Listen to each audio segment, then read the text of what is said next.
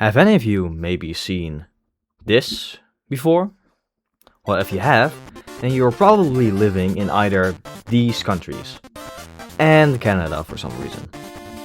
But if you didn't grow up watching this, then allow me to introduce you to the weird and confusing world of...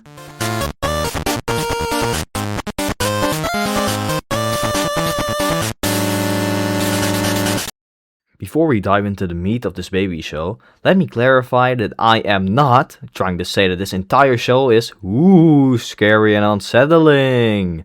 I don't want to make Bumba appear as number 8 on the next Watch Mojo top 15 kids shows that are actually too scary for kids, okay? None of this terrified me as a kid, nor does it scare me now.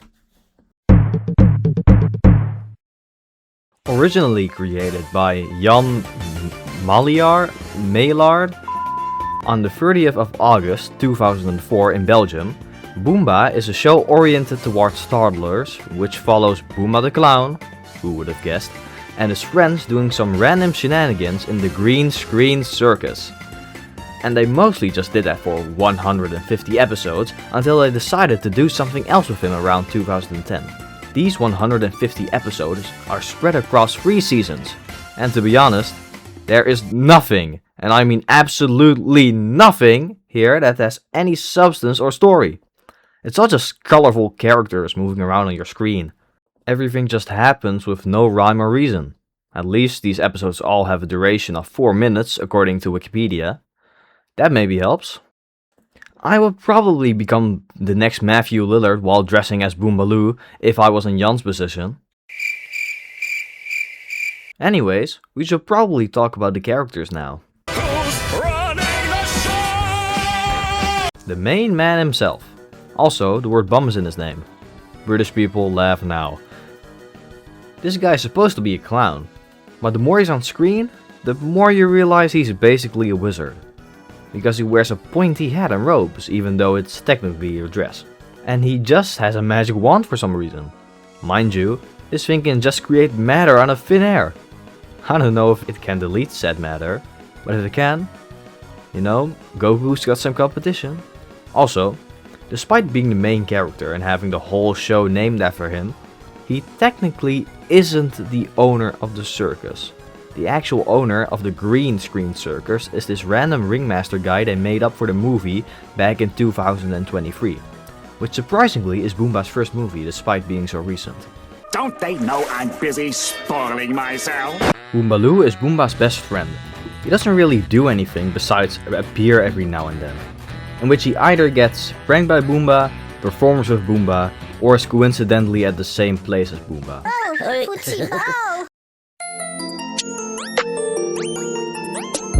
I would say that the friendship dynamic between these two is like SpongeBob and Patrick, but Boomaloo sometimes has enough of Boomba's shits and giggles, so it's more like SpongeBob and Patrick, who is also half Squidward.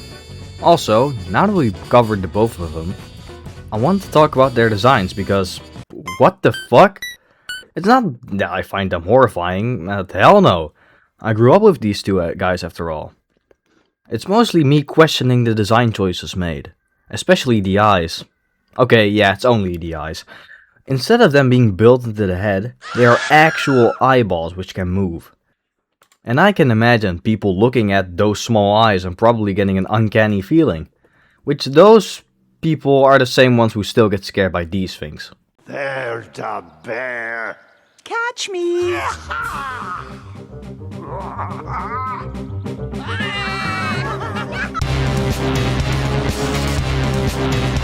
Anyways, speaking of animals, this little fella here is the baby. Of who, you may ask? I don't know. Okay, well, if you try searching it up, you get nothing. But yeah, after doing more proper research, Bumba is apparently the father. Alright, that raises 2 questions. 1. Who's the mother? And 2. How did this guy manage to get laid? Well, to answer your questions, first of all, we will talk about the mother later. And second, I don't want to research on how that happened. Also, Bobby Lou looks like Butters if he was ginger. The existence of these three reminds you that all of this still is taking place in a circus. They all basically do the same thing, which are acrobatic tricks. They're circus animals after all. Also, for some reason, Toonbi's design is significantly more realistic than Pantouf's and Boom Boom's. Another thing is that Bum Bum or Boom Boom. Look, how about Boom Boom? Boom Boom! What the fuck is a Boom Boom? Despite making it seem like he's part of the trio, doesn't actually appear in the outro for the earlier seasons, making it seem like they just added him for marketing reasons. Oh, I almost forgot, British people, laugh now. Nanadu is a bear who occasionally shows up to dance for the audience. She sometimes does other types of dancing, but that's just it. She's just a bear who dances. Not really anything else to talk about. Instead, let me talk about the marketing.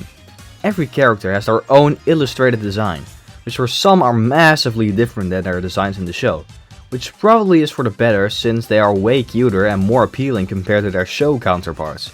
Because of that, all of these illustrated designs are used for most of the merchandising and marketing, which again, is probably for the better, since no one is buying Bumba merch if it looks like this. This little Chinese guy actually is a wizard according to the Wikipedia page. He almost has the same amount of screen time as Nanadu, but Nanadu appears in the outro. But apart from that, they both just occasionally show up, do something, and you'll never see them again for the next 3 episodes. Sazati is the better of the two in my opinion, since compared to Nanadu's still and boring dancing, Sazati summons his Chinese dragon to breathe fire, where a silhouette of an animal forms the side of the flames. That's way cooler than boring simple dancing, and I felt the same way when I watched this as a toddler. Alright, the video will probably take too long if I talk about each character in actual depth, so let's have a...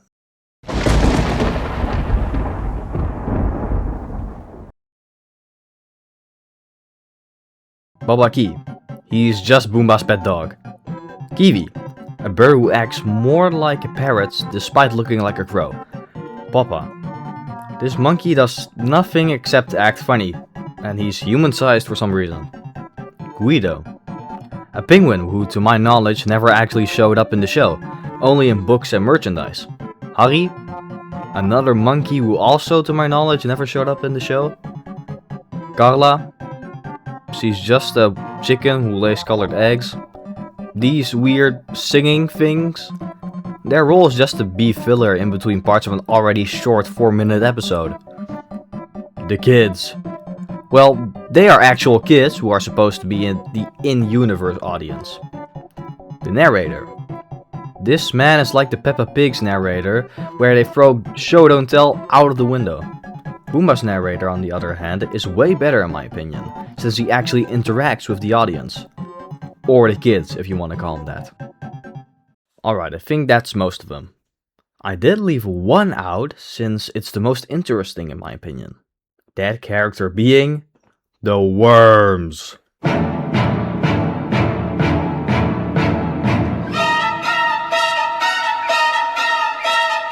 These little worms are the sign that the episode has ended. Why worms? No idea. These worms just crawl up to each other, kiss and form a heart. The narrator then says, "Tijd om afscheid te nemen." It then cuts to Boomba and the others waving goodbye with the circus closing and the episode ending. Alright, so why do worms mark the end of the episode? Why the fuck worms? There's no clear reason and you don't get any real answer when searching it up. I guess it's just a mystery. Also, by the way, this entire thought process was one of the main inspirations for me wanting to make this video. Alright, I think that were all the characters. I guess we'll finally move on to... So after the first 3 seasons, Boomba started to become popular. Really popular. Over the course of like 6 years, the Dutch Belgians started to branch out their franchise to other countries. Which is why some of you, yes you, might have recognized this guy. That sort of globalization led to Boomba getting very popular. So the executives at Studio 100 were thinking of ways to capitalize on this newfound fame. And some guy probably thought, what if you make a new season about Bumba traveling around the world as a contrast to what we did with the series? And then they took that idea and ran.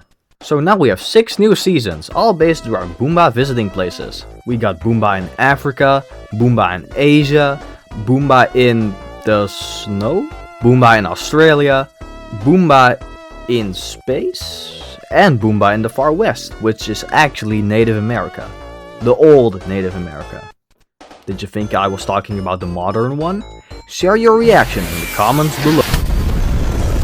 These new seasons didn't really bring anything new to the formula. Every episode still consisted of Bumba doing something with totally unrelated and random things in between.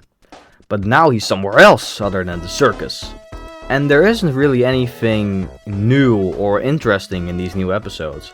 Besides Bumba being able to survive in space, and Bumba's wife. Wait, hold on, what the fuck? She originates from these seasons. The Far West, or the Native America one if you want to be that guy.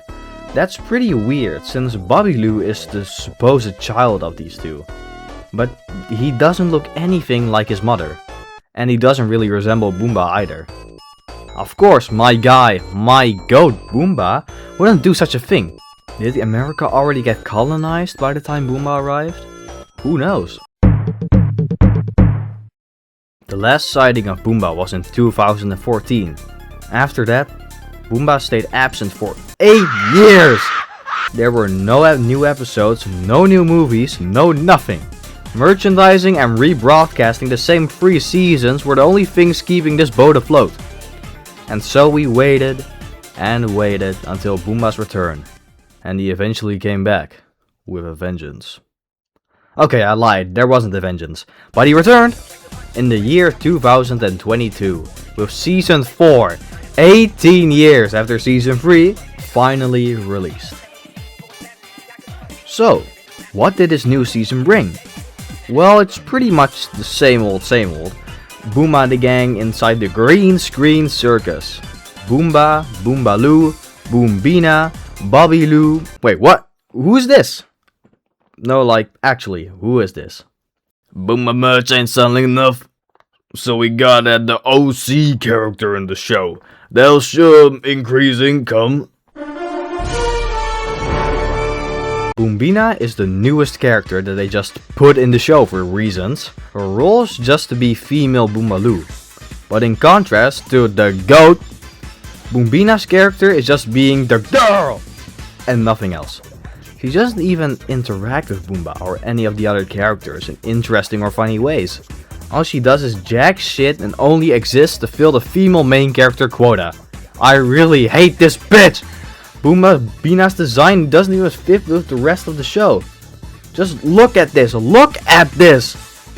This Skinwalker Chinese bootleg OC is just there for no good reason. Just look at the new outro. They green screened this bitch in the green screen. I hate Bumba. She's the official version of this. Okay, so in 2023, Belgium released the first Bumba movie. Woohoo! I already mentioned the existence of this movie at the beginning of the video, and I can't be bothered to actually watch this movie. Do you expect me to give an in-depth analysis on the fucking Bumba movie? It would probably be just a TV show over again. But on the big screen. Okay, while editing this, I discovered that they announced a movie coming later this year. Yeah, another one. Is there even still anything else to talk about? Was there actually even anything to talk about? This show has zero substance. Zero! Why did I even make a video on this? Nothing in this stupid baby show has any meaning behind it. Trying to find out why anything in Bumba happens is... Yeah, exactly. Also, doing research for this video sucked, since not a single soul will want to document this. Aside from the Bumba wiki, but that website feels more empty than liminal space. I had to rely on Boomba's page on the actual Wikipedia and pure childhood memory. Well, except for the new series, but that's because it's all on YouTube. So yeah, I think that's it. But maybe I shouldn't have been so harsh to Boomba. It's a show for toddlers after all. And maybe it's okay for Boomba to just have random things happen in it. That's what gave it that odd but enjoyable charm. I grew up with this after all, and I never complained about it. Maybe not every show has to have its significance. Trying to read into every little thing and finding meaning in everything anyone says would just drive me crazy. I would also likely end up believing something I shouldn't believe, thinking something I shouldn't think, or assuming something I shouldn't assume. Sometimes, a story is just a story. So just be quiet for 1 second of your life and eat your sandwich, okay?